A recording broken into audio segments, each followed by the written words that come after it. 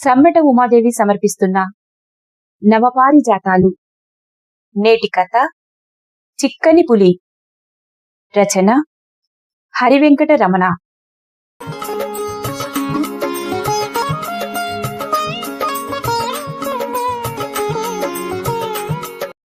పులి పులి పులి, అమ్మో పులి అని అరుస్తూ ఒళ్లంతా చెమటలు పట్టగా తాను నుంచున్న చోటే కూలబడిపోయింది ముసిని శ్రీనివాసరావు గారి భార్య సావిత్రి. ఇంట్లో గళ్లలుంగి కడ్బనీనుతో ఉన్న ముసిని బయటికి వచ్చి ముందు వాళ్ళావిడని, తర్వాత పులిని చూసి మనిషి అలా కర్రలాగుండిపోయాడు. పులి ఆ వీధి లైట్ కింద దర్జాగా మహారాజులాగా కూర్చుంది. పైన వీధి లైటు చుట్టూ రకరకాల పురుగులు. వీళ్ల పక్క పోర్షన్లో సాంబమూర్తి గారు ఉంటారు. అప్పుడే స్నానం చేసి వచ్చిన ఆయన తాను ఎప్పుడూ తాగే కింగ్ సైజ్ సిగరెట్ కాల్చుకుందుకు బయటకు వచ్చాడు. అగ్గిపుల్ల గీసి ఎదురుగా ఉన్న దృశ్యం చూసి ఆయన కూడా అలాగే ఉండిపోయి ఆ పుల్ల ఆర్పడం మర్చిపోయాడు. ఈలోగా పోర్ట్లో పనిచేస్తూ రియల్ ఎస్టేట్ కూడా చేస్తున్న రాయుడు సత్యనారాయణ గారు ఆద్రాబాద్రాగా పురుషోత్తపురం నుంచి చేతక్ స్కూటర్ మీద వేగంగా వస్తూ పులిముండను చూసి బండి హ్యాండిల్ వదిలేశారు. దాంతో దేక్కుంటూ పోయిన ఆ చేతక్ బండి పెద్ద సౌండ్ చేస్తూ రోడ్డు దిగువకు పడిపోయింది. సత్యనారాయణ గారు రోడ్డు మీద పడిపోయారు. ఈ శబ్దానికి కూర్చున్న పులి కాస్త లేచి ఒక్కసారిగా గుర్రు గుర్రుమని చాలా గట్టిగా అరిచింది. కాలనీలో అప్పుడప్పుడే ఇంటింటికి కేబుల్ కనెక్షన్లు బిగిస్తున్న బక్కరాజు భుజాల మీద నల్లని వైరు వేసుకొని జేబులో కటింగ్ బ్లేడ్తో ఎన్ఏడి కాలనీ నుంచి నడుచుకుంటూ వస్తున్నవాడు కాస్త నుంచున్న పులిని చూసి అలాగుండిపోయాడు. పేరు రాజుగాని పిట్టంత మనిషి. కాస్తుంటే పులికి పలారమైపోయేవాడు. అది రాజునే చూస్తుంది.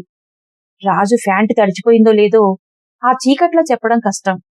ఇంతలో చటుక్కున ఇంటి లోపలికి వెళ్లి అంతే వేగంగా తన లైసెన్సుడు తుపాకీతో బయటికొచ్చిన సాంబమూర్తి గారు గాలిలోకి ఒక రౌండ్ పేల్చారు. ఆ శబ్దానికి కూర్చున్నది కాస్త అది ఉలిక్కిపడి లేచింది. ఒక్కసారి పేల్చిన వైపు చూసిన పులి వేగంగా దక్షిణం వైపు ఉన్న చీకటి తుప్పల వైపు గెంతి అంతే వేగంగా మాయమైపోయింది.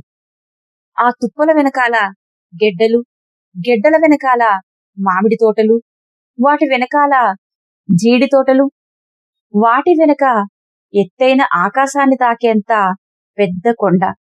అదంతా చీకటి. కళ్ల కింద కాటుకంత చీకటి. కళ్ళు చించుకున్నా కనపడని చీకటి. పులి ఆ చీకట్లో నక్కి ఉందో లేదా కొండల్లోకి నడుచుకుంటూ పోయిందో తెలియని పరిస్థితి. ఇంతా చేసి రాత్రి 8 కూడా కాలేదు. ఇంకా కొన్ని ఇళ్లల్లో వంటలవుతున్నాయి. కొందరు స్నానాలు చేస్తున్నారు. ప్రైవేట్ స్కూల్ పిల్లలు హోంవర్కులు చేస్తున్నారు. ఇంతలో ఇంత పనైపోయింది.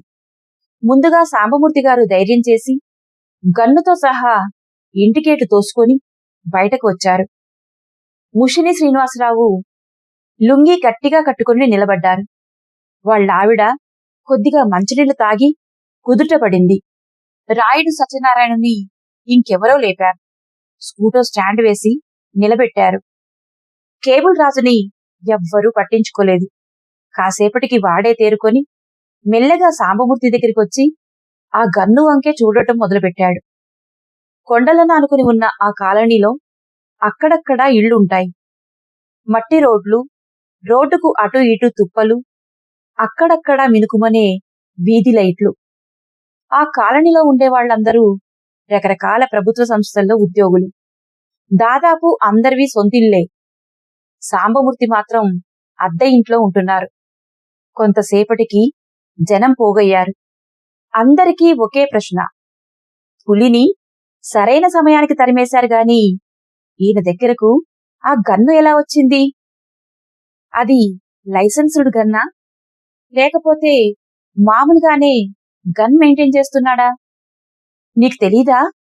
ఆయన ఇంతకు ముందు నక్సలైట్లలో ఉండేవాడు. అందుకే ఆయన దగ్గర గన్నుంది అన్నాడు కోదండం కేబుల్ రాజుతో. అది గన్నేనంటావా? అంటే అప్పుడు అడవుల్లో వాడింది అడిగాడు రాజు. ఒరే నీ అవ్వ, అది తీసుకురానిస్తారా? ఆయన గన్నుతోనే లొంగిపోయాడు. ఇది వేరే గన్ అయి ఉంటుంది. అరే, కాలనీలోకి పూలొచ్చింది కదా, మనం కూడా ఒక గన్ను కొనుక్కుందాంరా. వెళ్ళరా వెళ్ళు, పూర్ణ మార్కెట్ కాడ అమ్ముతున్నారట, వెళ్ళి కొనుక్కురా. ఓబే, చిరాకు పడ్డాడు కోదండ. ఒరే, ముందు మీ ఇంట్లో పంగలికర్ర ఉందా, విజిలుందా, అవెక్కడ పెట్టావో చూడు ముందు. పూలొచ్చే సమయానికి అవి వెతుక్కుంటూ కూర్చుంటావు. కోదండ తిట్టాడు. అప్పటికి కాలనీలో దొంగలు పడుతున్నారని కాలనీ కమిటీ వాళ్లు ఇంటింటికి కర్రలు, విజిల్స్ పంచారు. అందరూ కాసేపు అక్కడే కాలక్షేపం చేసి పులి ఇక వెనక్కు రాదని నిర్ణయించుకొని ఎవరిళ్లకు వాళ్లు వెళ్ళిపోయారు.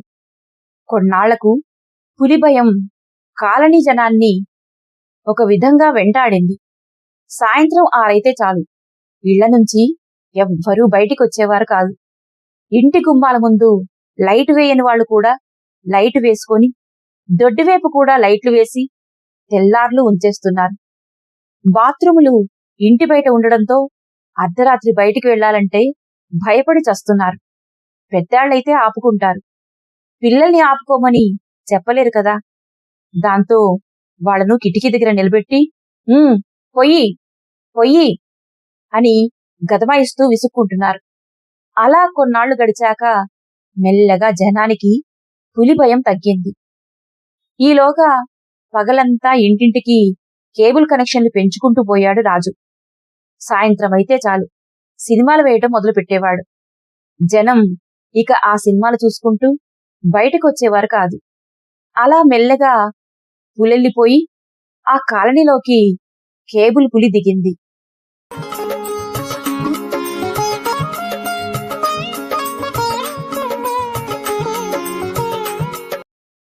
మేడం, మొత్తం ఇటు 8, అటు 8, 16 సైట్లు మేడం. ఆ కొంచెం బిట్టు గుడా లేఅవుట్ కాదు కాని రైతుల దగ్గర కొన్నట్టు పక్కా దస్తావేజులున్నాయి. రిజిస్ట్రేషన్ కూడా అయ్యింది. అందరం రిటైర్ అయిపోయాం మేడం. ఇప్పుడు ఈ దొంగనా కొడుకు వచ్చి నకిలీ డాక్యుమెంట్లు పుట్టించి మాకు స్థలం అమ్మిన రైతుని కులం పేరుతో తన వైపు తిప్పుకొని పుర్రాకులు పట్టిస్తున్నాడు మేడం అని సమస్య వివరించాడు పెద్ద అయిన కృష్ణప్రసాద్. మొత్తం అందరం జీవితాంతం ఆ ఊరు ఈ ఊరు తిరిగి ఉద్యోగాలు చేశాం. చివర్లో ఈ కొండల పక్కన ప్రశాంతంగా ఆ సింహాద్రినాథుడు తెల్లారలేస్తే కనపడేలా ఉందని ఇక్కడ స్థలం కొన్నాం. అయితే మేం చేసిన తప్పేంటంటే ఉడా దగ్గర తీసుకోకుండా రైతు దగ్గర కొనేసి పంచాయతీ అప్రూవ్డ్ లేఅవుట్ వేసుకున్నాం అని అక్కడ టేబుల్ మీద ఉన్న గ్లాసుడు నీళ్లు తాగాడు. అతనితో పాటు వచ్చిన మరో 2 రిటైర్డ్ ఉద్యోగులు దిగాలుగా కూర్చుని ఉన్నారు.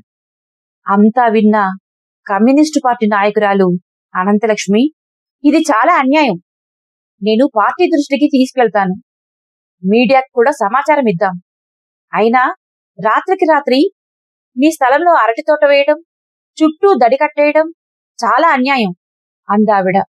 అవును మేడం, మొన్న సాయంత్రం వరకు మైదానంలా ఉన్న మా లేఅవుట్ ఒక్కరోజులోనే గెలలు కాసే అరటి చెట్లు వేసి ఇప్పుడిక్కడ అరటి తోట ఉంది, ఇది రైతుది అంటున్నాడు.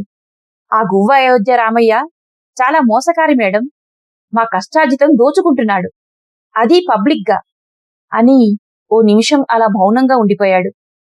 మళ్ళీ అతనే, రేపే పోలీస్ కమిషనర్కి ఓ పిటిషన్ రాసిస్తాను అన్నాడు కృష్ణప్రసాద్. ఏది చేసినా చట్ట ప్రకారం వెళ్ళండి, అతన్ని ఎదుర్కోవటం అంత సులువు కాదు. ఎక్కడ్నించో వచ్చి ఇక్కడున్న వాళ్ళని మనమంతా ఒకే కులమని రెచ్చగొట్టి పబ్బం గడుపుకుంటున్నాడు. పేదోడి కులం వేరే, డబ్బున్నోడి కులం వేరే అని ఇక్కడ జనాలు అనుకోరు. ఆ రైతు మీకు అడ్డంగా తిరుగుతాడు, ఎందుకంటే గువ్వ అయోధ్య రామయ్యది రైతుది ఒకే కులం కాబట్టి. ఆవిడ ఖచ్చితంగా జరగబోయేది చెప్పింది. అలాగే ఉంది మేడం పరిస్థితి.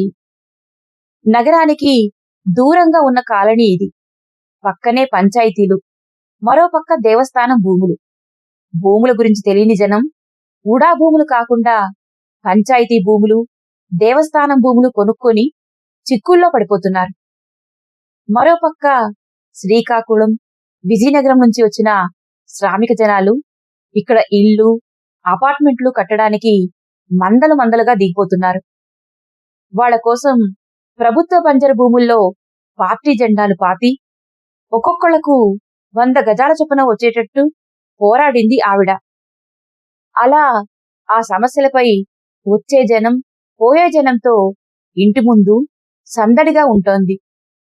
జనం వేసిన పాకలను రెవెన్యూ వాళ్లు కూల్చేస్తే జనాలు కట్టిన కరెంటు బిల్లులు చూపించి పట్టాలిమ్మని పోరాడి వాళ్లకు ఇల్లొచ్చేలాగా చేస్తోంది.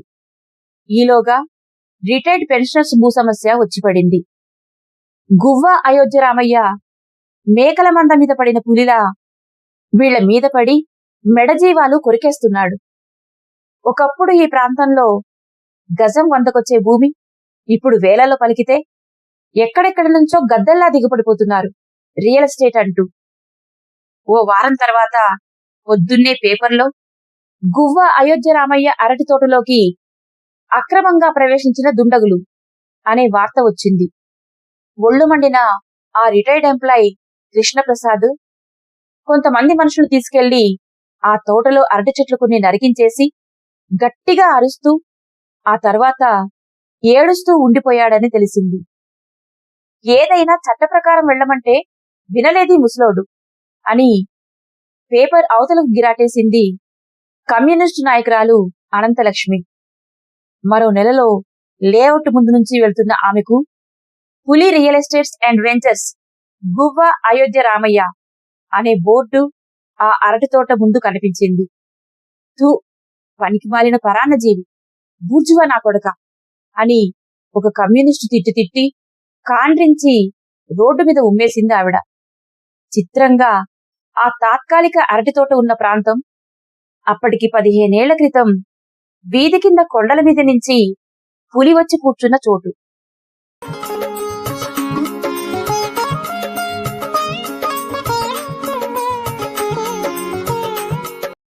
పై అంతస్తులో కూర్చున్నారు సాంబమూర్తి. ఎదురుగా తూర్పు కొండలు, ఆకాశమంత కొండలు, ఏనుగుల్లాంటి కొండలు, ఒకటే చక్కటి గాలి. ఆ కాలనీలోకి పులొచ్చాక అందరూ తాను పేల్చిన గన్ను గురించి మాట్లాడడం మొదలుపెట్టారు. దాంతో కొన్ని నెలలకు ఆ కాలనీ వదిలిపెట్టి ఎగువన ఉన్న ఈ ఊరికి వచ్చేశారు. మొదట అద్దెకు, ఆ తర్వాత విశాలంగా ఈ ఇల్లు కట్టుకున్నారు. కిందన కారు పార్కింగ్ కి, గార్డెన్ కి స్థలం ఉంచారు. అందమైన మొక్కలు కుదురుగా పెరుగుతున్నాయి. ఎదురుగా బ్లాక్ లేబుల్ బాటిల్లోంచి వంపుకున్న 90 ml ఉంది. 2 ఐస్ క్యూబ్లు అందులో కరిగిపోతున్నాయి. ఆయన జ్ఞాపకాలలాగా 1969 ఇక్కడ యూనివర్సిటీలో ఇంజనీరింగ్ చదవటానికి కృష్ణా జిల్లా నుంచి వచ్చాడు. రైతు కుటుంబం, నెలవారీ ఖర్చులకు డోకా లేదు. హాయిగా ఉండొచ్చు. తనను ఎవరు ఐడెంటిఫై చేశారో గాని మెల్లగా విద్యార్థి సంఘంలోకి తీసుకువెళ్లారు. అక్కడి నుంచి పార్టీ కాంటాక్ట్ లోకి వెళ్లాడు.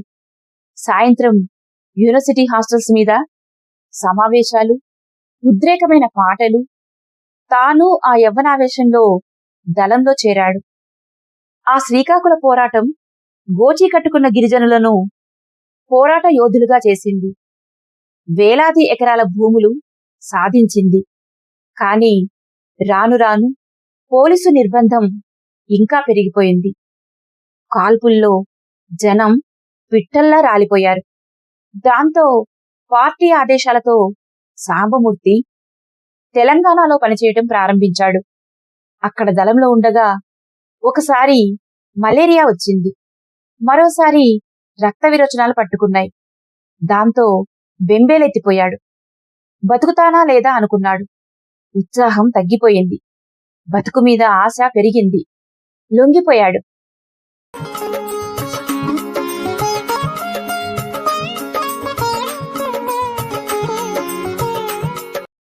ఏమండి, పిల్లలు ఫోన్ చేశారు సియాటల్ నుంచి అన్న భార్య మాటలతో ఈ లోకంలోకి వచ్చాడు. రిషికొండ విల్లాస్లో ఎవరో ఫ్లాట్ సేల్ పెట్టారు. మీకు వివరాలు వాట్సాప్ చేస్తాను. కొంచెం ఎంక్వైరీ చేయండి.